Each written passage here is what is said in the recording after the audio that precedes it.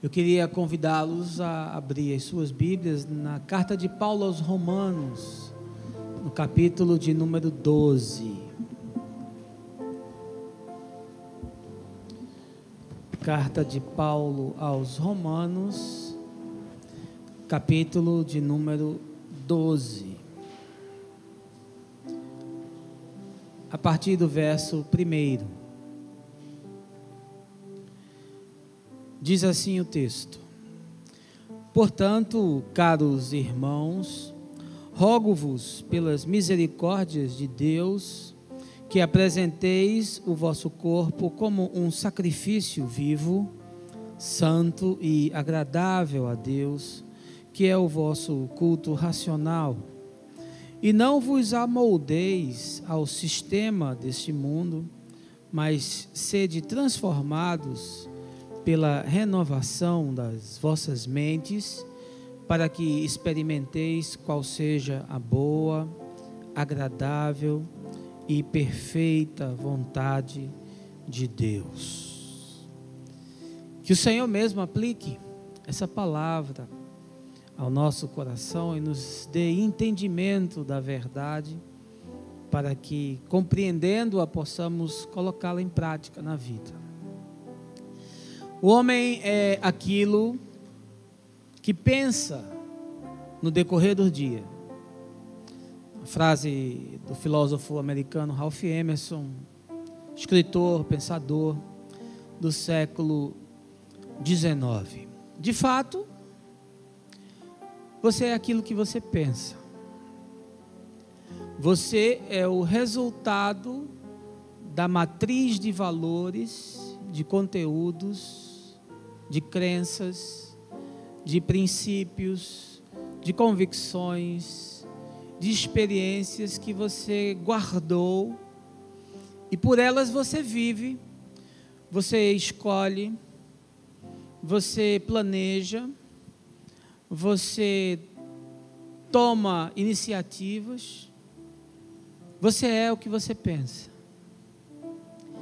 E como pastor de uma comunidade de fé e como empresário de mercado profissional, atuando há quase 30 anos no segmento de tecnologia, eu me sinto muito privilegiado pelas trocas humanas que eu realizo, pelos encontros, pelos contatos que me permitem estar em ambientes muito diversos, com pessoas totalmente distintas, inclusive fora da minha região nordestina, podendo transitar em outros centros do nosso país, em outras grandes cidades, em cidades de interior, e tudo isso é material para observação nas conversas, nos cafés, nas palestras, nos aconselhamentos,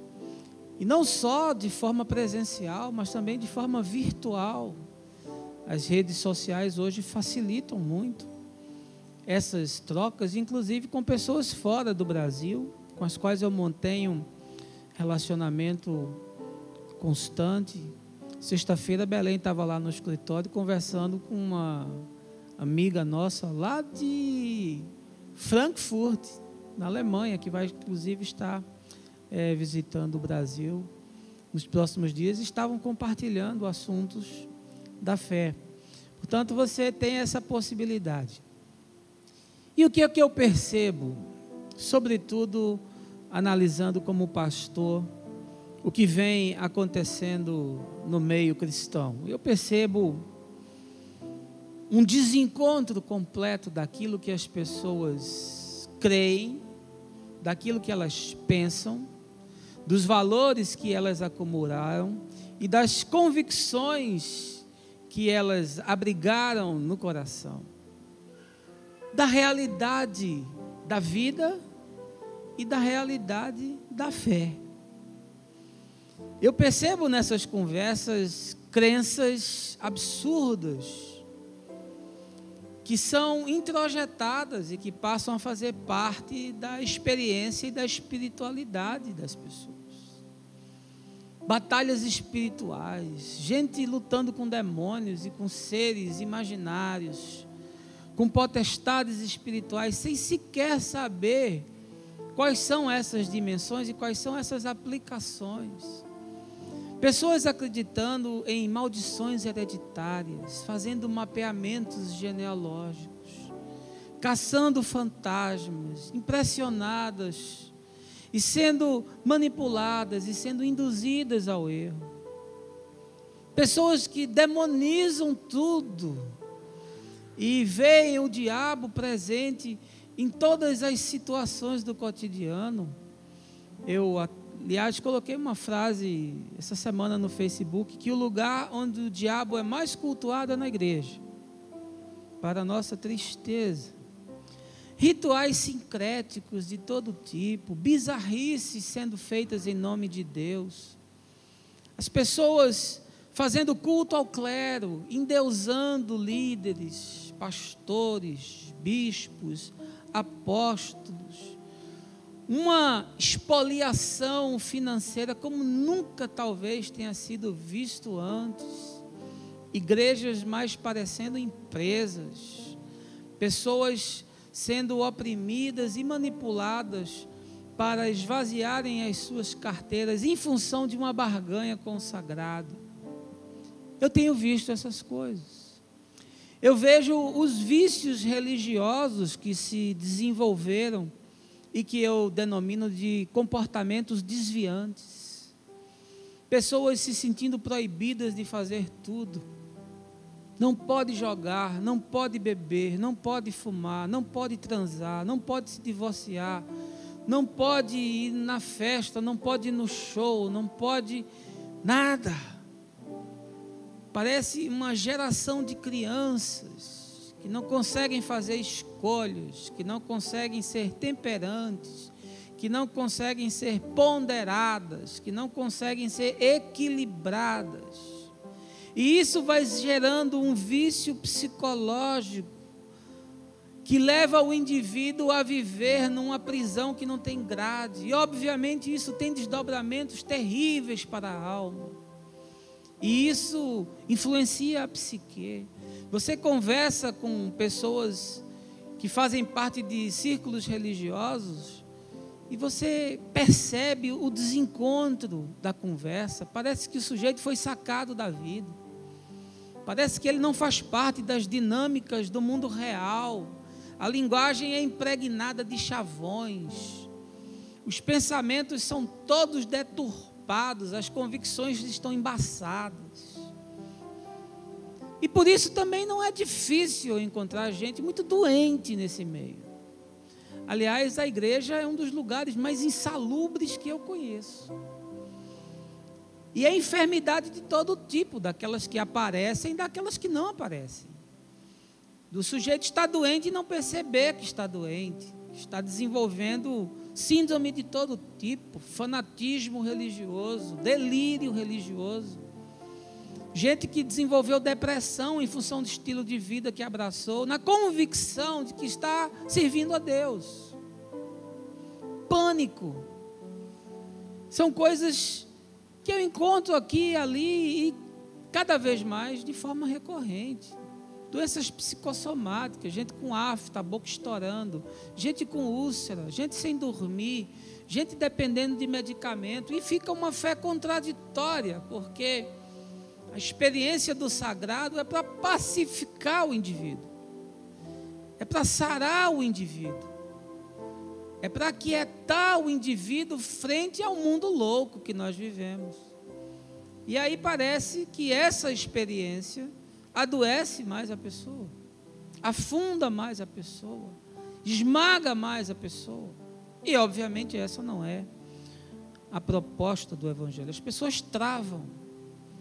É gente que no trabalho não consegue se relacionar, é gente que na faculdade tem dificuldade nas trocas, nas interações, porque a mente está viciada no ópio da religião.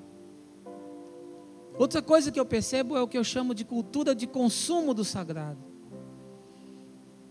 A gente vive tanto dentro dessa massa de indivíduos que, por conta do capitalismo, precisam comprar e precisam adquirir.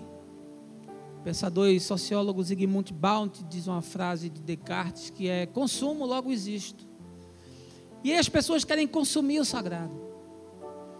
E aí entram numa overdose de religião. Tem gente que não tem mais semana. Ele tem reuniões e cultos e agendas eclesiásticas todos os dias,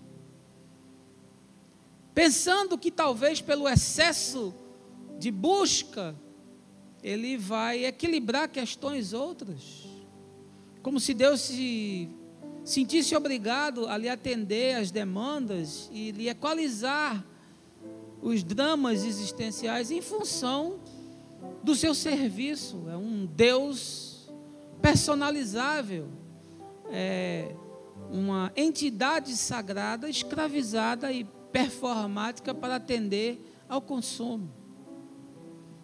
E isso produz uma espiritualidade muito doente. Isso eu percebo como pastor. Agora, como pensador, a minha percepção é mais aguçada e mais estruturada. E aí eu observo que essas questões, elas são geradas em função de 4 colunas, 4 pontos. Essa fenomenologia surge a partir dessas 4 coisas. A primeira é a desestruturação social. Nós vivemos num país de miséria. E quanto mais miséria, mais angústia, mais ansiedade, mais medo, mais pavor. E as pessoas, de alguma forma, precisam de algo que lhes anestesie, lhes alivie o sofrimento. E a religião cai como uma luva nessas circunstâncias.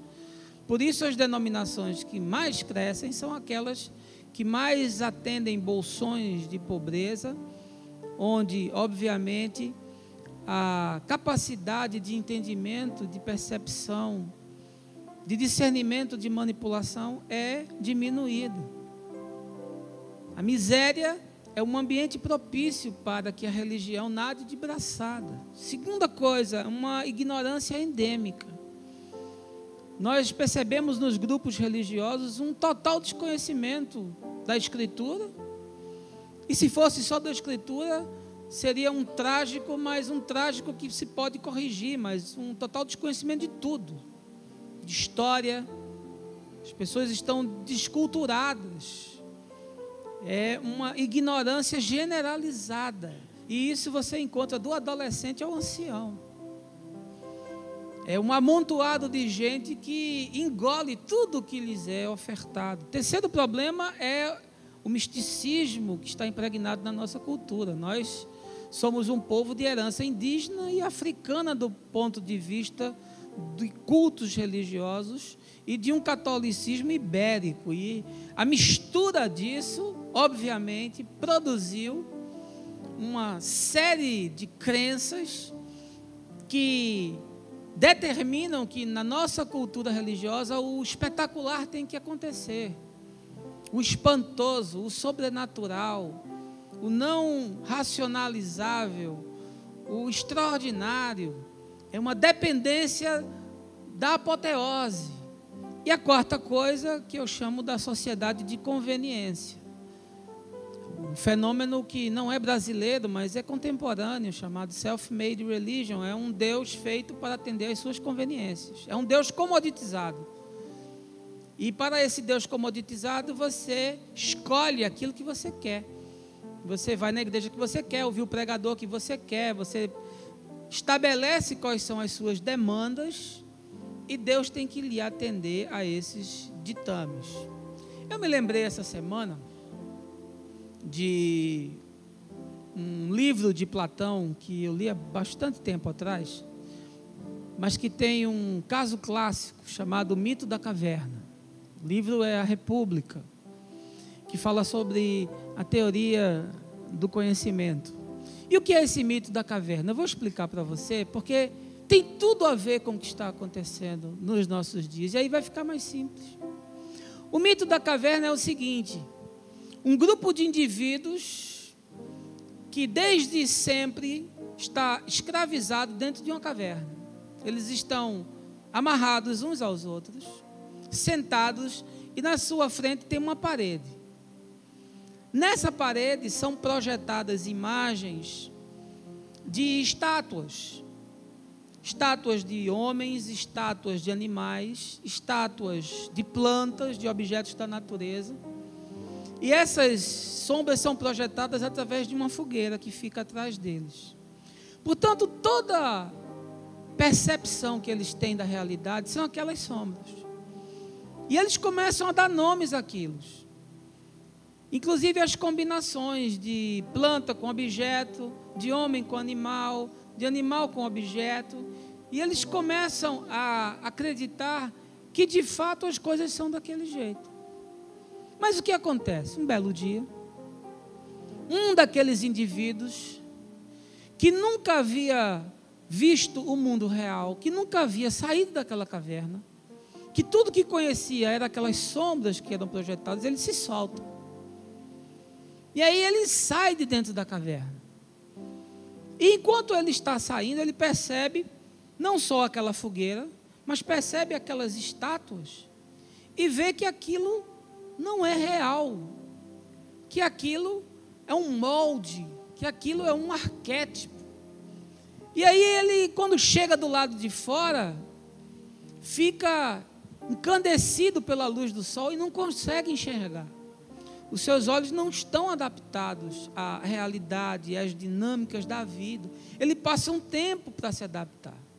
Mas quando ele consegue abrir os olhos, quando ele consegue enxergar, ele fica estupefato.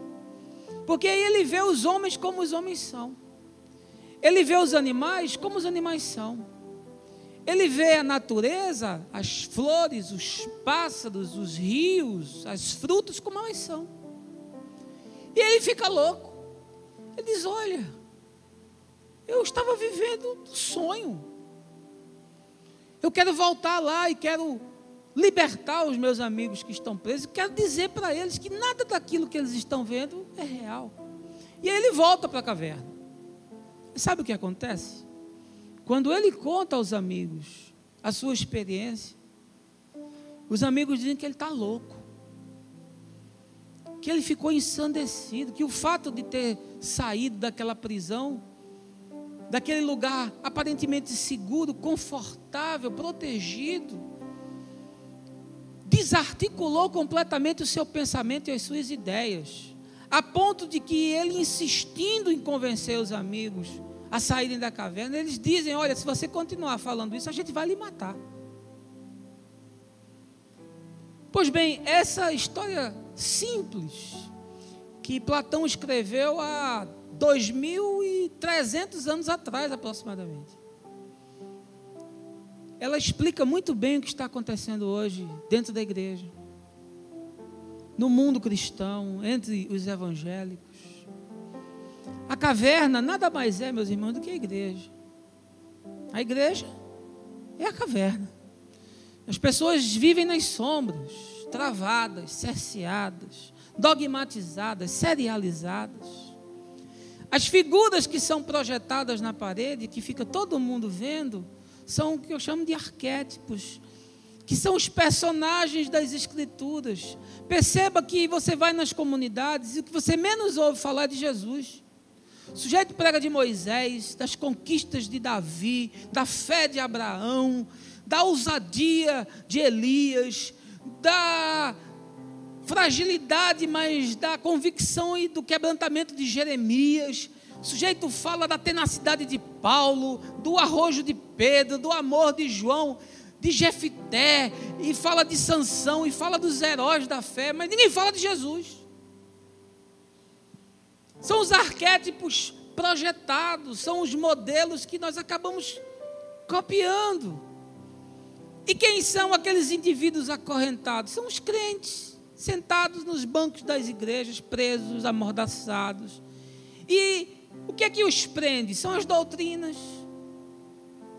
são as convicções que eles criaram, são os métodos que eles incorporaram, são as crenças que eles passaram a desenvolver. E o que é a luz dessa fogueira que projeta essas doutrinas, essas imagens? Nada mais é do que a interpretação distorcida. É a propagação fraudulenta. É a manipulação. É o convite à catarse. Agora, o ambiente externo da caverna é o mundo, como o mundo é, com as suas dinâmicas próprias. E a luz do sol é a revelação do verbo de Deus, é a chave da interpretação que está em Jesus. O mito da caverna explica muito bem o que está acontecendo. Eu queria essa manhã compartilhar um pouco com você e ver se nós abrimos as nossas percepções. Quem sabe você hoje está dentro de uma caverna preso, tentando vencer um inimigo dificílimo, que é a sua própria mente. Mas eu não quero avançar sem um momento de oração. Por favor, baixe a sua cabeça, feche os seus olhos. Pai, nós queremos nos expor à Tua palavra. Queremos nos abrir ao Evangelho. E precisamos de uma centelha do Teu Espírito para nos iluminar a consciência, porque reconhecemos que temos ouvido tantas coisas e que somos expostos a tantas informações, que muitas vezes não sabemos mais nem no que nós acreditamos.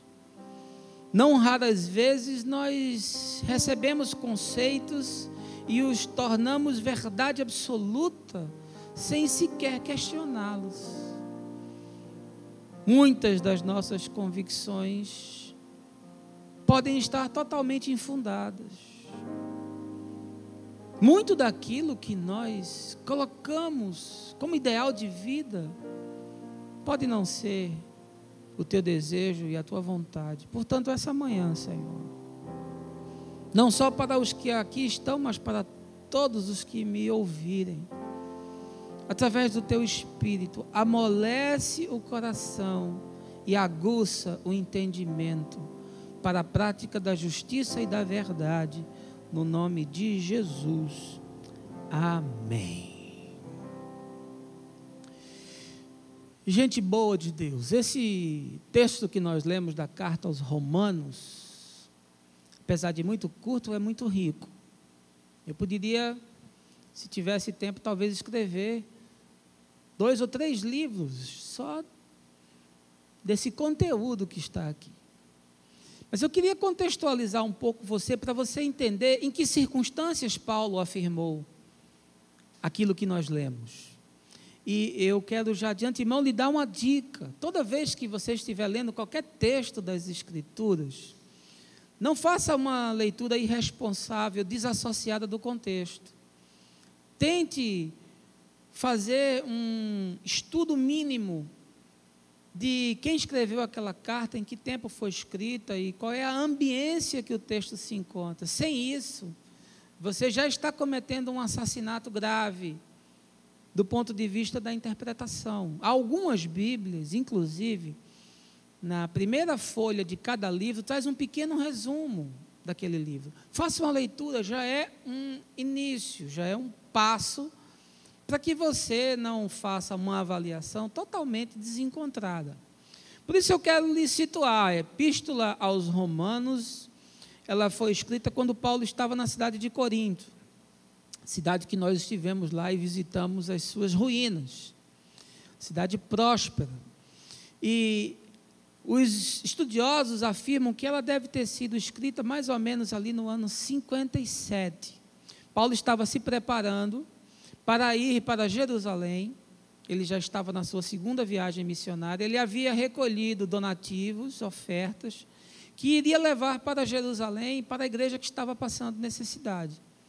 E aí ele escreve a carta aos Romanos, que na verdade era uma igreja na Europa, que ele queria fazer de ponto de mediação para ir para a Espanha. O objetivo de Paulo maior era ir à Espanha, mas queria passar em Roma.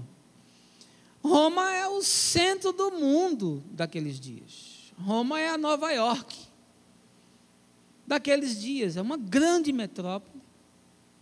E a igreja que está em Roma é uma igreja predominantemente gentílica, ou seja, ela não é uma igreja composta, na sua maioria, por judeus, nem por prosélitos, que eram aqueles que haviam se convertido ao judaísmo e, eventualmente, depois se convertido ao cristianismo. Não, eram pessoas gentios que haviam acreditado na fé, portanto, eles não tinham uma cultura da religião dos hebreus. Mas ainda, nós estamos falando de um lugar que sofria forte influência grega. Apesar do Império Romano ter dominado o mundo antigo, a cultura helênica se sobrepujava a todas as outras. E, portanto, nós estamos falando de um mundo romano com cultura grega.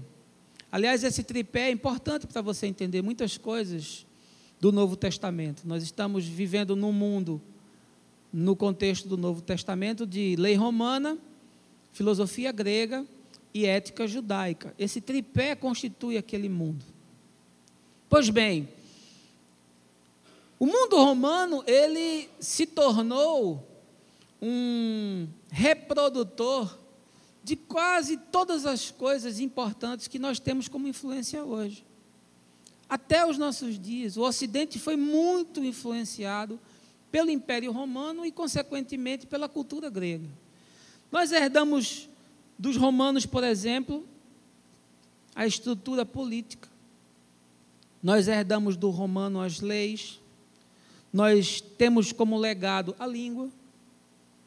O português vem do latim.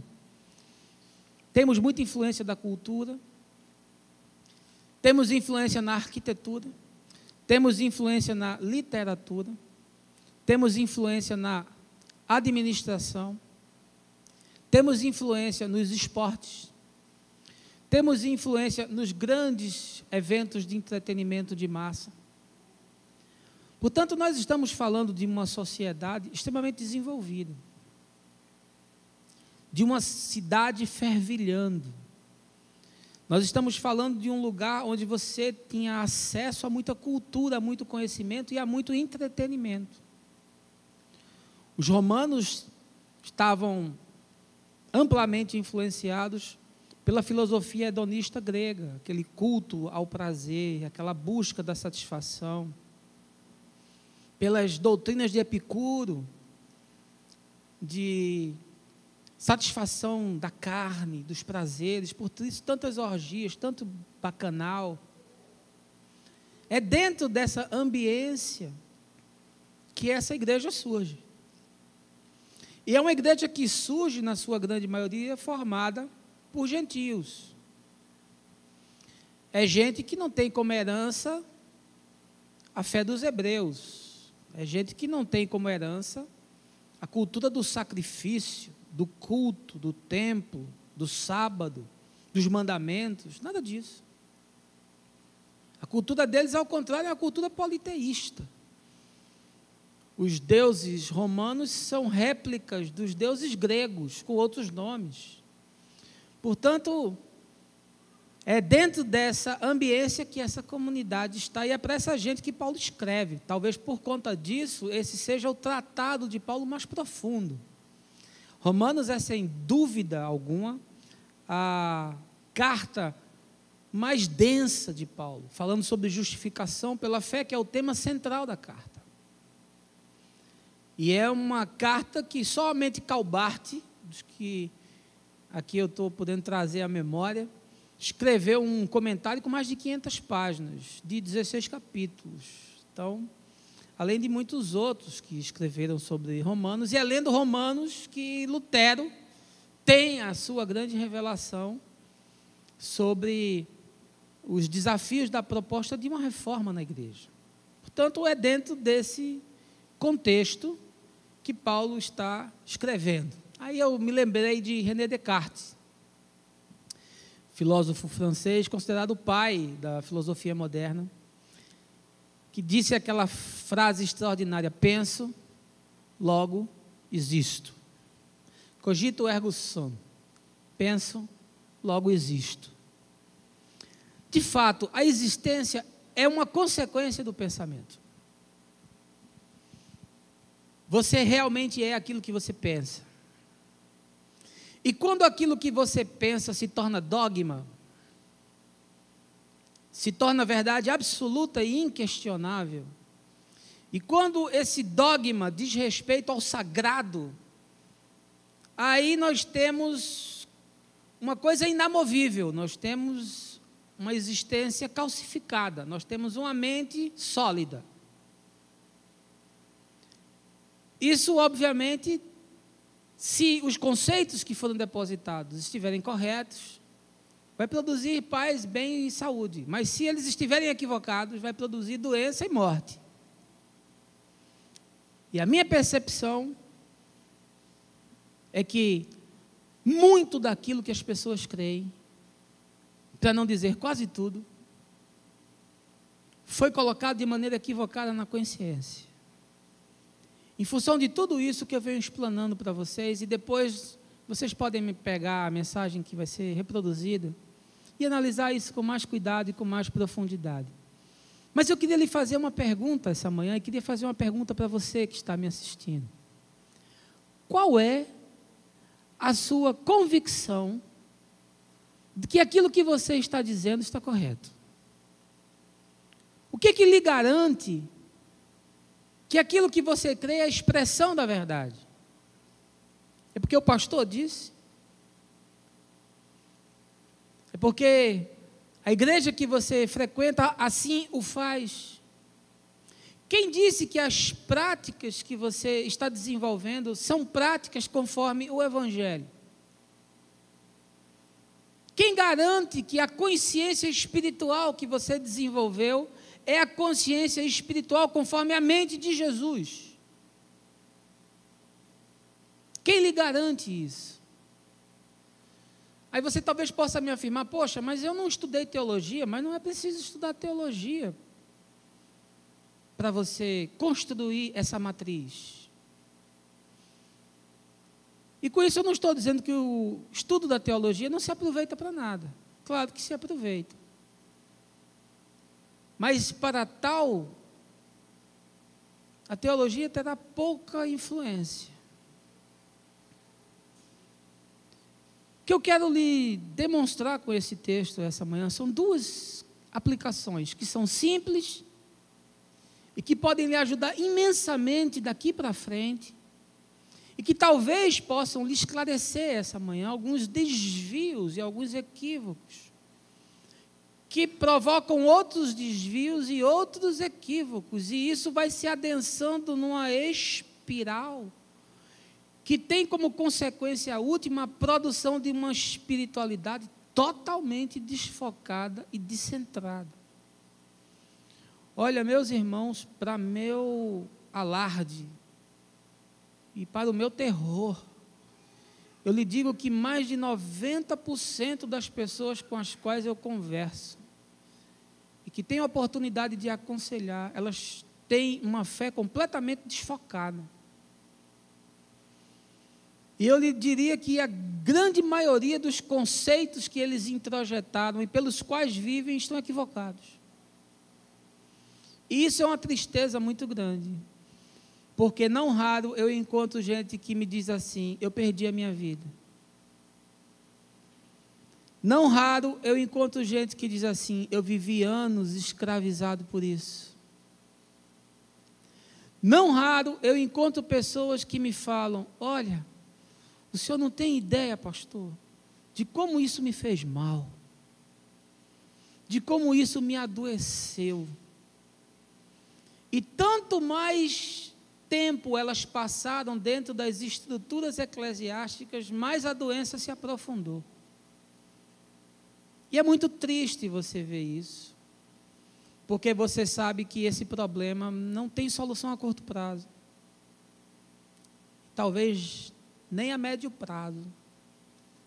A minha esperança é de que ele tenha no longo prazo. E por quê? Porque os púlpitos das igrejas viraram um local de entretenimento. As igrejas se transformaram em circos. Nisso elas se parecem muito com Roma. Elas dão pão e circo. Elas dão entretenimento e um pouquinho de migalha de pão com leite. e geram uma recorrência em função daqueles aspectos que nós analisamos. Eu queria essa manhã lhe dar apenas 2 princípios, extraídos do texto de Paulo, para ser muito objetivo, porque numa mensagem não daria para explanar de forma mais adensada, mas pelo menos com essas 2 coisas, você já vai começar a fazer uma revisão, uma releitura, uma reanálise daquilo que você abraçou como vida e que talvez não seja vida, seja morte.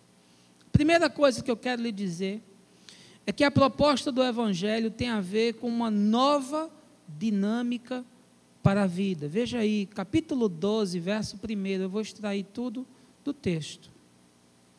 Paulo diz assim: portanto, caros irmãos, rogo-vos pelas misericórdias de Deus, que apresenteis o vosso corpo como um sacrifício vivo, santo e agradável a Deus, que é o vosso culto racional. Para quem Paulo está falando? Paulo está falando para gente que tem cultura, conhecimento, que vive numa grande metrópole, que está numa comunidade que não tem heranças espirituais de Israel. E aí Paulo está falando para eles o seguinte: olha, eu quero desafiar vocês, eu quero convocar vocês a se apresentarem como um culto para Deus. Obviamente que eles tinham um conhecimento sobre a cultura dos sacrifícios dos hebreus. Isso estava presente em toda a comunidade. De alguma forma, os judaizantes estavam se infiltrando e tentando ressuscitar essas coisas. Aquela cultura de procurar o templo para oferecer o sacrifício pelo pecado, ou a oferta de manjares de agradecimento, de adoração, para santificar o povo. Essa cultura está impregnada de alguma maneira. E está tão impregnada que ainda existe hoje. O sujeito ainda faz sacrifícios para tentar agradar a Deus. O sujeito ainda imagina que pagando uma promessa ao santo ele está agradando a Deus. O sujeito imagina que participando de uma corrente ele está agradando a Deus e vai mover a divindade a seu favor. Participando de uma campanha, ou dando uma oferta, ou se comprometendo com alguma iniciativa eclesiástica, ou sendo um trabalhador do negócio da religião. Ele imagina isso. Como se Deus tivesse a obrigação de fazer alguma coisa que não tenha ainda sido feita em Jesus. Eu quero lhe dizer uma coisa, meu irmão, essa manhã, tudo que tinha que ser feito foi feito em Jesus. Não ficou nada para você fazer, amém? Tudo foi consumado em Jesus, e quando Jesus disse está pago, não ficou nenhuma prestação em aberto. Não há mais nada que precise ser acrescentado à cruz, porque na cruz tudo se fez. Mas Paulo está agora abrindo o entendimento para um conceito novo. Ele disse, olha, não é mais aquele sacrifício pontual, não é mais aquele sacrifício ritual. O sujeito podia ir para o templo, ele comprava lá o animal do lado de fora, entregava lá para o sacerdote ia sacrificar, ele podia estar pensando no jogo do esporte. E o sacerdote está lá matando, limpando o animal, fazendo aquele ritual, mas podia estar pensando na corrida de Fórmula 1. Era tudo mecânico. Como mecânico é o nosso culto hoje também. E as pessoas entram no templo, olha que conceito, totalmente equivocado. E ficam desconectadas. E fazem uma adoração mecânica. E não se comprometem, e não se relacionam, e não interagem. E não sabem qual é a proposta e qual é a dinâmica. E imaginam que isso aqui que eu estou fazendo é o momento ápice. É o momento mais importante, a tal ponto que nós negligenciamos. A gente começa o culto com quase ninguém. Daqui a pouco o louvor vai começar só eles. Porque A gente imagina que o mais importante é a pregação. Não tem nenhum entendimento do que é culto. E aí Paulo está dizendo, olha, aquele ritual esporádico, mecanizado, desensibilizado, que não carrega em si nenhuma paixão, nenhuma devoção e nenhum entendimento, por favor, deixem isso para lá, porque eu estou convidando vocês a vocês serem o sacrifício. É outra proposta. A vida é o culto. O culto é santificado pela vida. As pessoas imaginam que vêm no culto para ficarem santificadas. É o contrário. Elas são santificadas na vida para santificarem o culto. Está tudo equivocado. O sujeito pensa que isso aqui vai desenvolver nele uma espiritualidade. Ele está cumprindo um compromisso religioso social. E que vem aqui para ouvir Deus. Que vem aqui para adorar a Deus e ouvir a palavra de Deus. Tudo está equivocado. Esse é o conceito da antiga religião de Israel, e nós ainda estamos impregnados disso. Em Jesus não existe mais nada disso. É a vida que santifica o culto. Paulo diz, olha, se ofereçam a Deus nas dinâmicas da vida. E é isso que torna o seu culto agradável e aceitável a Deus. Jesus destruiu todas essas dependências da religião de Israel, destruiu o sábado, o dia sagrado. E nós aceitamos que o sábado foi destruído e elegemos o domingo para ser o nosso dia sagrado. Aí no domingo o cara fica espiritual, trata bem a mulher, dá um beijo nos filhos, dá uma oferta, acorda mais cedo e tal, e se concentra para ouvir a Bíblia, é um suplício, mas o cara faz uma força. Mas na segunda-feira ele está liberado, porque ele já pagou o pedágio da semana. E nós chamamos isso de culto. E pior, nós achamos que Deus aceita, que Deus recebe isso, que nós chamamos de culto. Em Jesus se acaba tudo, a geografia do sagrado, e a gente chama isso de templo. Ou você aí está me ouvindo, se chama a sua catedral de templo. Seu espaço de culto de templo, diz, nós estamos no templo. Você não está no templo, você é o templo. É um outro conceito pelo qual não quero nem entrar agora. Mas em Jesus essas geografias são dispersas e destruídas, quando ele diz, nem em Jerusalém, nem aqui no monte Gerizim. Vocês samaritanos adoram ao Deus do monte, nós judeus adoramos ao Deus do templo. O Pai está procurando gente que não tem geografia, que não se limita a espaços, que não caça ambientes, que não se emociona apenas dentro de quatro paredes. O Pai está buscando aqueles que celebram a vida e fazem da vida culto em todo canto, onde estiverem, porque os adoradores adorarão em espírito e em verdade. Eles não vão precisar de liturgia, eles não vão precisar de ministério de música, eles não vão precisar de boletim, eles não vão precisar de dia, lugar, horário, catarse, orações melancólicas para o cara se emocionar. Não, eles vão celebrar a vida e tornar a vida culto onde quer que eles estejam.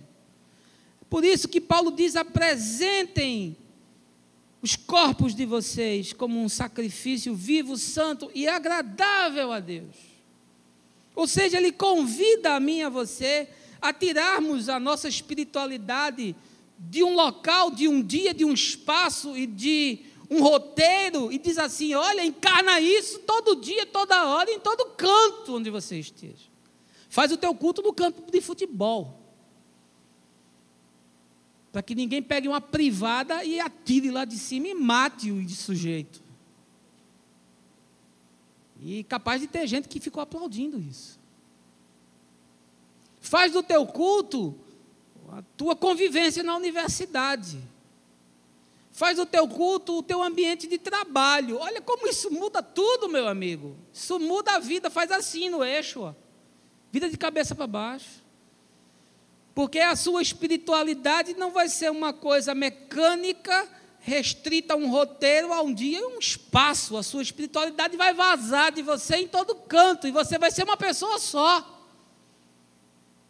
Você não precisa vestir o personagem de crente quando você entra no templo. Você vai ser um crente em todo canto, em todo lugar. A sua vida vai ser a expressão de uma relação profunda, intensa, que alterou todas as dinâmicas do seu dia e da sua existência. E aí ele faz uma pergunta, e pergunta a você que está me assistindo: você vive assim? Você vive nessa perspectiva? Ou você ainda é alguém preso à estrutura da religião de Israel, precisando de espaço, de dia, de liturgia, de pastor, de ministério de música, de boletim, de programa, de evento, para você servir a Deus, para você andar com Deus, para você amar a Deus?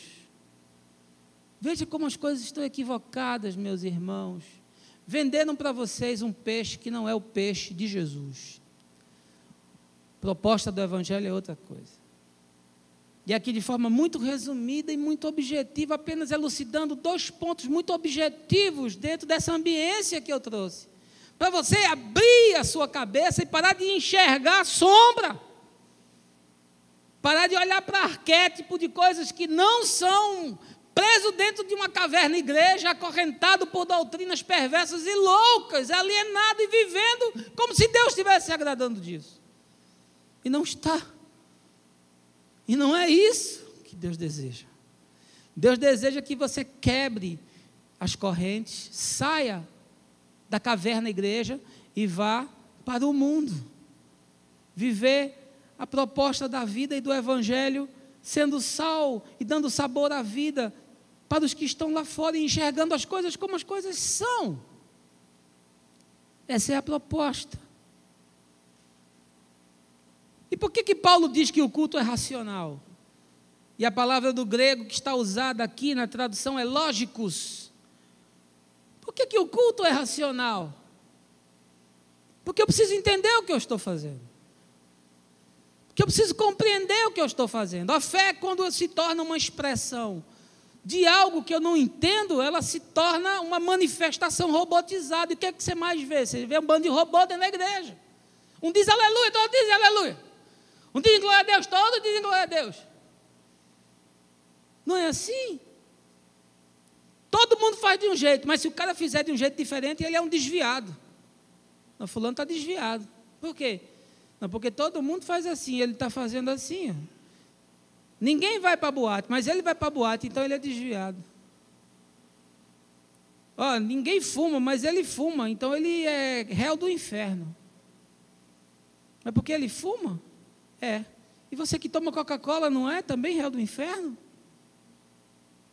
Não é visto do mesmo jeito? E não faz mal do mesmo jeito, o excesso? E veja como nós estamos adoecidos. Veja como a nossa mente está presa. Veja como os valores que nós fizemos habitar a nossa alma não tem nada a ver com a liberdade, com a graça que há em Jesus. Nada. Por isso Paulo diz, olha, a vida tem que ser vivida de forma racional, com entendimento. E o culto que é a vida precisa ser vivido com sabedoria. Porque agora você tem a liberdade de fazer todas as coisas, porque tudo é lícito, ainda que nem tudo convenha. Porque há certas coisas que não convêm. Mas Paulo, quando trata desse tema, diz, eu não me deixarei escravizar por absolutamente nada. Porque em Jesus toda escravidão foi encerrada. Amém, gente? Quem me dera ter tempo para aprofundar muito mais isso. Mas não dá para fazer. Mas o que eu percebo é que as pessoas estão vivendo uma espiritualidade de caverna, seguindo arquetipias que representam sombras, mas que não tem nada a ver com a projeção real da imagem de Cristo refletida em nosso coração. E isso é uma tragédia, porque a proposta do Evangelho tem a ver com uma nova dinâmica para a vida. Se a sua espiritualidade é circunscrita a um dia, a um lugar, a uma atividade, então eu quero lhe dizer que a sua espiritualidade é uma espiritualidade ainda doente, refém das práticas de Israel, que não pode produzir nada além de uma falsa segurança, e talvez já esteja até acontecendo. Os seus castelos estejam desmoronando, porque a sua alma, se for sincera e verdadeira, diz: eu quero mais, isso não me satisfaz. Que tragédia, que tristeza, porque é isso que eu encontro, é isso que eu percebo. São as pessoas vivendo nessa doença.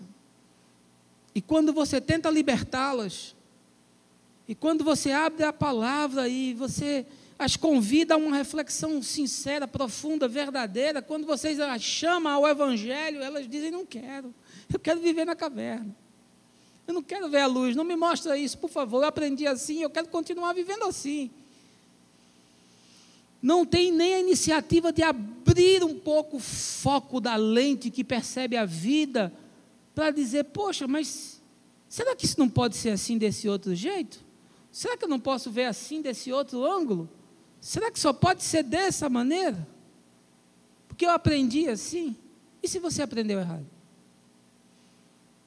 E se o que te ensinaram estiver errado? Porque você talvez nunca pegou o texto para ler, para se aprofundar, para interagir, porque isso aqui, como diz o professor André Pessoa, isso aqui é um ente relacional, né, Agnaldo?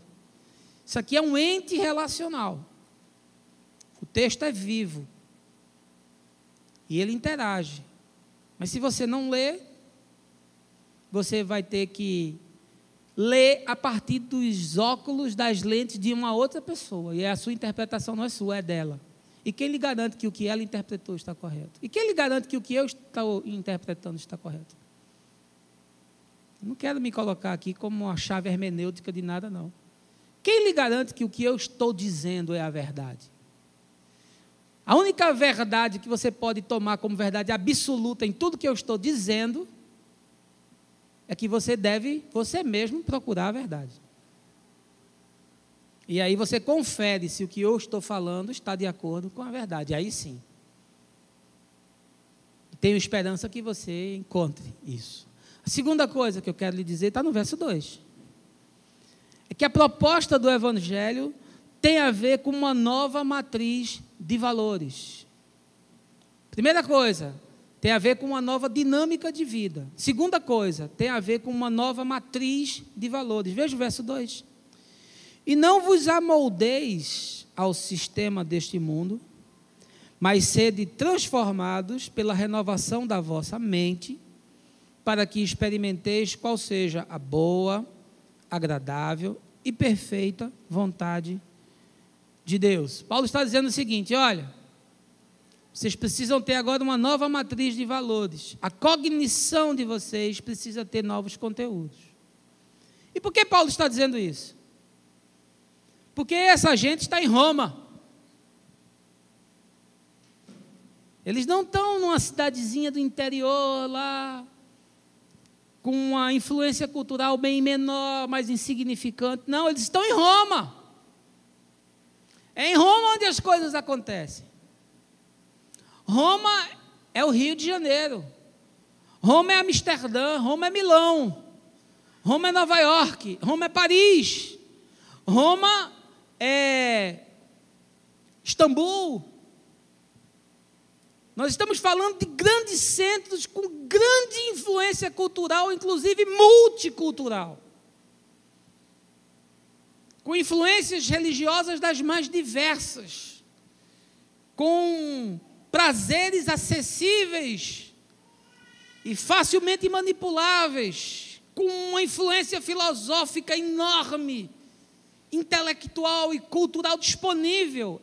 É dessa ambiência que eu estou falando, e é dessa igreja formada por gente que nasceu e viveu nessa ambiência. E aí Paulo fala o seguinte: não se amoldem a isso. Eu quero lhe dizer uma coisa chave essa manhã. Ou você se conforma ou você se transforma. Ou você se conforma, se amolda, se rende, se acultura daquilo que não é vida, não é paz e não é bem, ou você se transforma.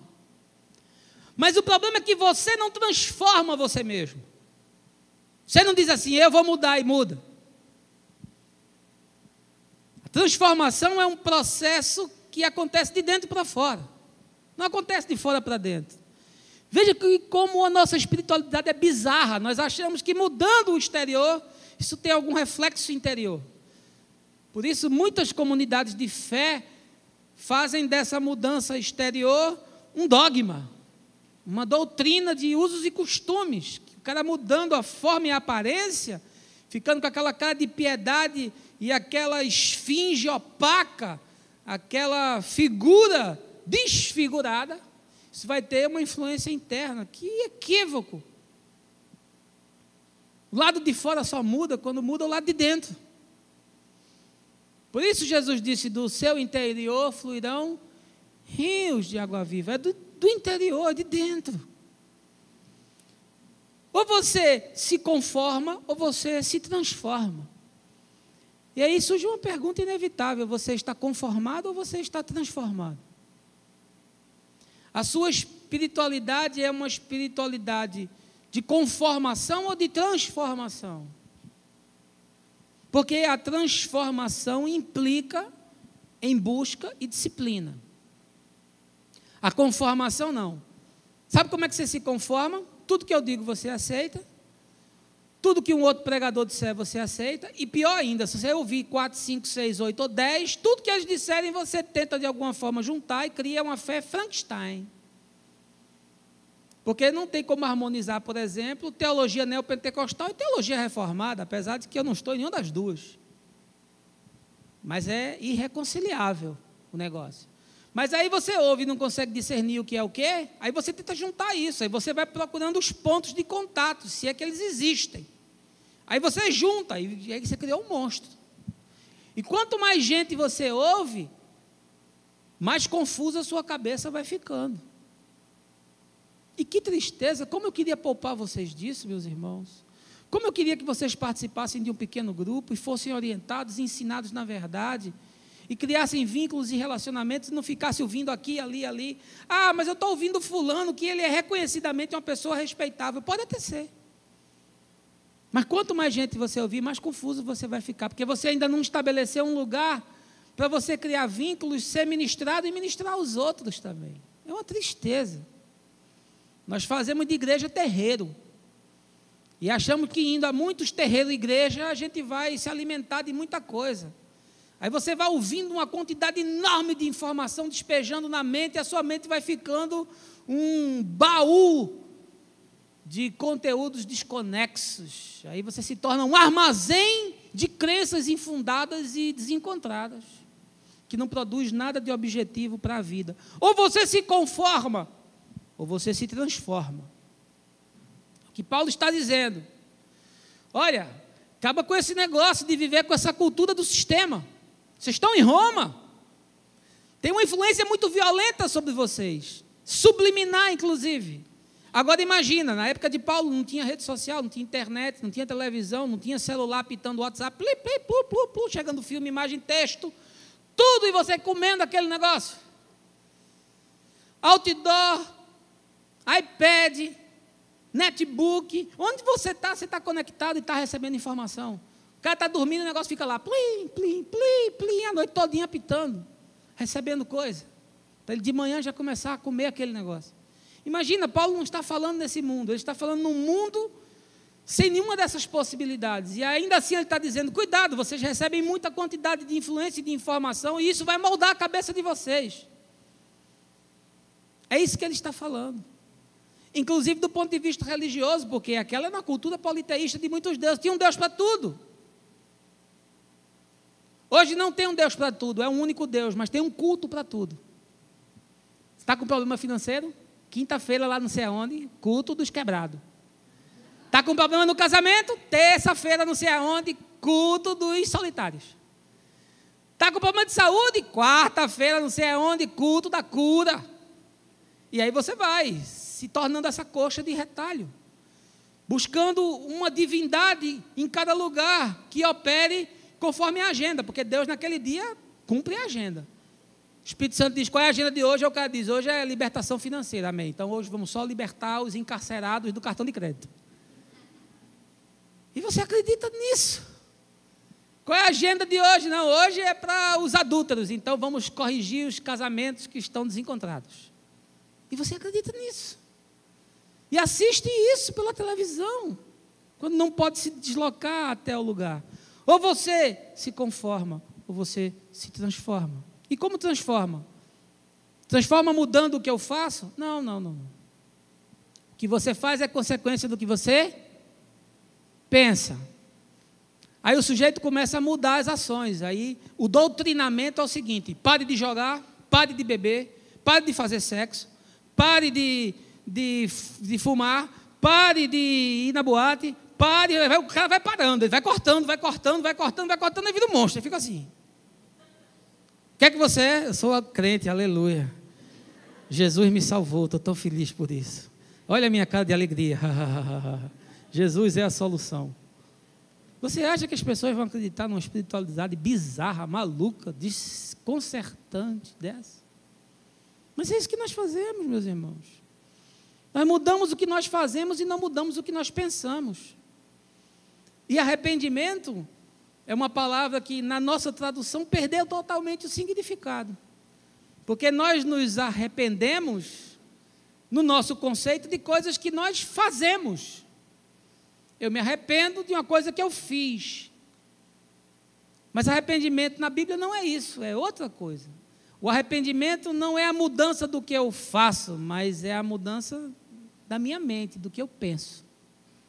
A metanoia, que é a palavra grega que está usada no texto de Atos, é uma mudança de entendimento. A coisa começa aqui, na minha matriz de valores e de princípios, na minha cognição, na minha percepção. Primeiro muda aqui. Quando muda aqui, aí o que eu faço segue aquilo que eu penso. Mas não, nós queremos mudar o que as pessoas fazem sem mudar aquilo que elas pensam. E aí vira esse monstro que está aí. Eu vou dar um exemplo para você entender. Eu tenho uma jarra de água suja, água barrenta. Imagine, uma jarra de água barrenta. Eu preciso limpar essa água, eu preciso tornar essa água totalmente limpa. Mas tem um problema. Eu não posso derramar água fora. Eu tenho que mudar a água sem tirar ela de dentro da jarra. E tem uma coisa boa. Eu tenho uma mangueira saindo água limpa. O que eu faço? Eu pego a mangueira com água limpa, coloco dentro da jarra. A jarra já está cheia, vai começar a transbordar.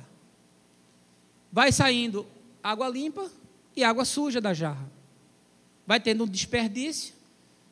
A água limpa vai saindo, mas também vai saindo a água suja.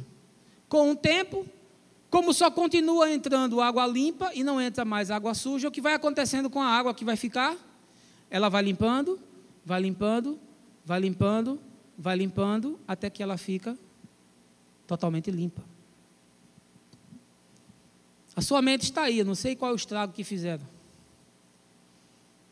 O que eu sei é que quanto menos religião você bebeu, menos estrago você sofreu. Quando o cara chega para mim e diz, olha, eu sou 15 anos membro da igreja tal, eu digo, bronca. Cirurgia profunda, anestesia geral, um negócio grave. Aí quando o cara diz, olha, eu sou doido, meu irmão, nunca vivi com nada, nunca acreditei em nada e agora eu estou aqui. Eu digo, esse vai responder rápido. Ele vai entender fácil. Ele não tem nenhum paradigma na cabeça.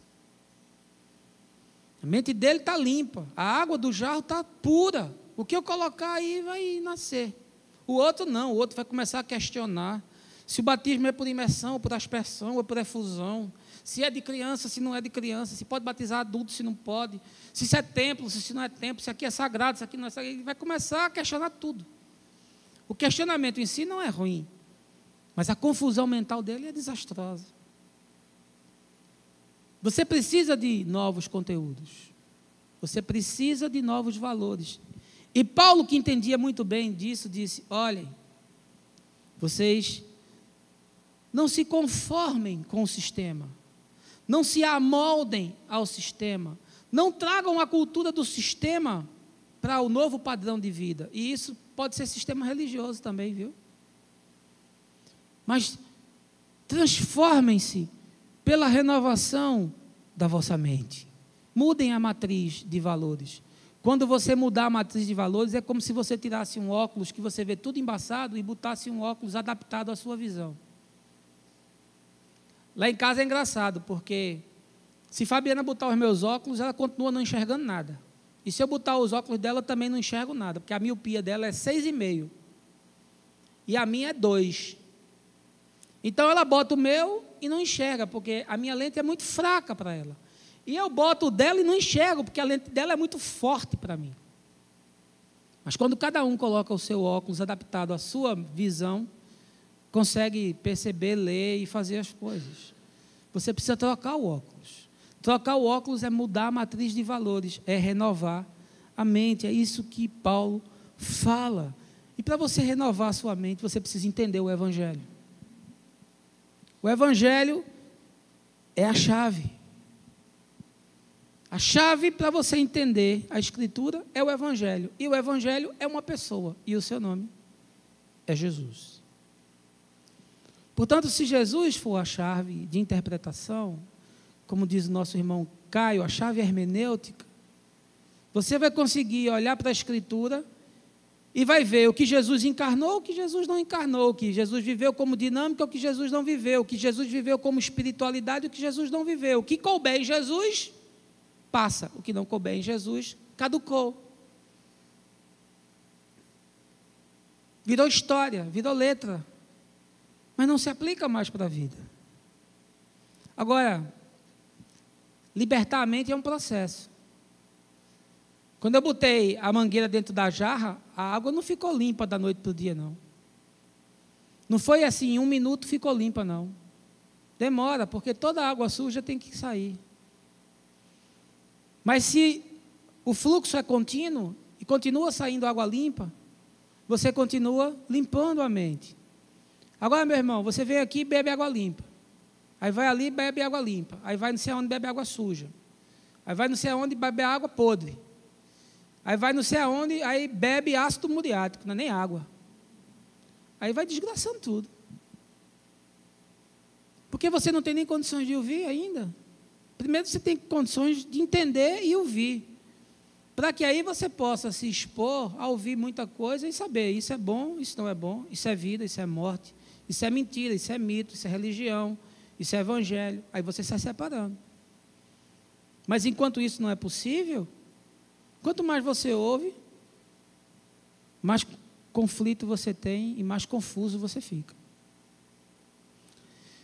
Eu queria ter tempo para abordar isso, mas numa mensagem é impossível. Mas eu sei que o que nós estamos ensinando, o que nós estamos pregando, e as oportunidades que nós geramos, são para que você compreenda o Evangelho. Bom seria se você pudesse dar crédito aos desafios que a gente faz, as coisas que a gente anuncia, os convites que a gente realiza. Que bom seria que você criasse vínculos maiores, que você se comprometesse, que você se propusesse a uma caminhada. A gente vai começar agora, essa quarta-feira a outra, uma série de estudos sobre Atos dos Apóstolos. Belém vai estar conduzindo isso. E vai ser muito bacana, porque nós vamos entender toda a ambiência ali de Atos. Ele vai falar sobre a Palestina nos dias de Jesus, situação socioeconômica, cultural, religiosa. Vai ser muito bacana nas quartas-feiras. Quem sabe você, né, abre um tempo na sua agenda, vem para entender, para conhecer, para aprofundar, porque isso vai ajudar você a compreender muita coisa que você hoje talvez não compreenda. Lê o texto que não foi escrito para você, numa cultura que não é a sua, num mundo que não é o seu, e sem ter nenhuma base de sustentação, é difícil de interpretar. E aí você toma água podre, achando que é água mineral. E isso vai causar prejuízo e vai fazer mal. O meu desejo é que nós possamos aqui ter uma comunidade sadia. O curioso é que os centros de alienação prosperam e ficam lotados de gente porque o marketing religioso é muito violento e a capacidade de manipulação também. E os centros simples de pregação do Evangelho são pequenos e são discretos, porque esse produto não vende. Alguém me disse recentemente: olha, esse produto não vende. Tem que embalar ele de uma outra forma para vender. Mas aí quando a gente embala de uma outra forma, distorce a verdade. Portanto, nós continuamos pregando aquilo que nós entendemos ser a verdade. E anunciando a todo homem que Jesus é a pedra angular. E ensinando a todo homem que Deus estava em Cristo, reconciliando consigo todo aquele que nele crê, não imputando aos tais os seus pecados. É isso que nós anunciamos. E tentando de todas as formas, com textos, com postagens, com mensagens, com conversas, com pequenos encontros, libertar aqueles que estão na caverna, tirá-los da escuridão, quebrar as algemas que os amarram, chamá-los para fora, para a vida, para enxergar o mundo. Mas nem todos querem sair. Aliás, são poucos os que querem sair. Há muitos que me chamam de louco. Você está maluco? Você deixou a instituição e surtou. Mas eu sempre preguei isso. Faz 31 anos que eu prego isso, que eu ensino isso, que eu escrevo isso. É bom porque está tudo documentado. É só pegar 5, 8, 10, 15 anos dos meus textos, das minhas mensagens e ver se não era a mesma coisa. Eu não mudei porque eu saí da instituição.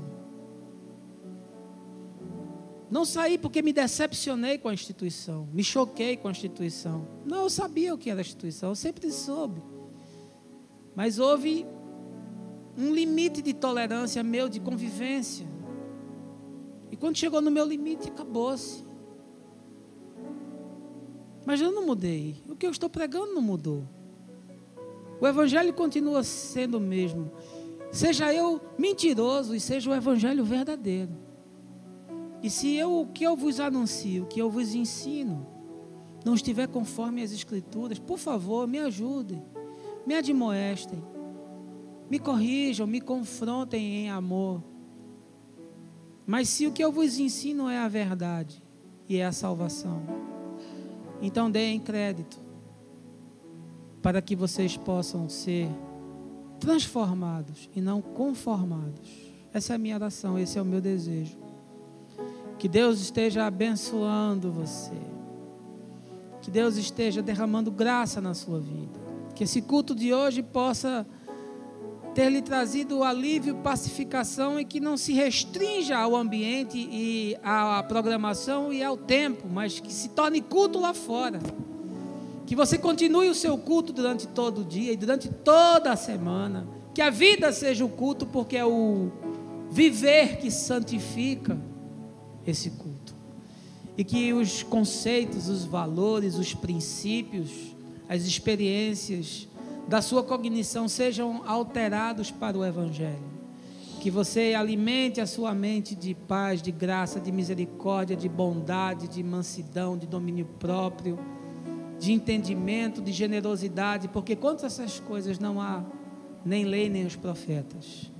Esse é o fruto do Espírito, que acompanhará todo aquele que crê, que se tornará esperança e misericórdia no chão de cada dia. Que Deus lhe abençoe e lhe dê a sua paz, no nome de Jesus. Amém.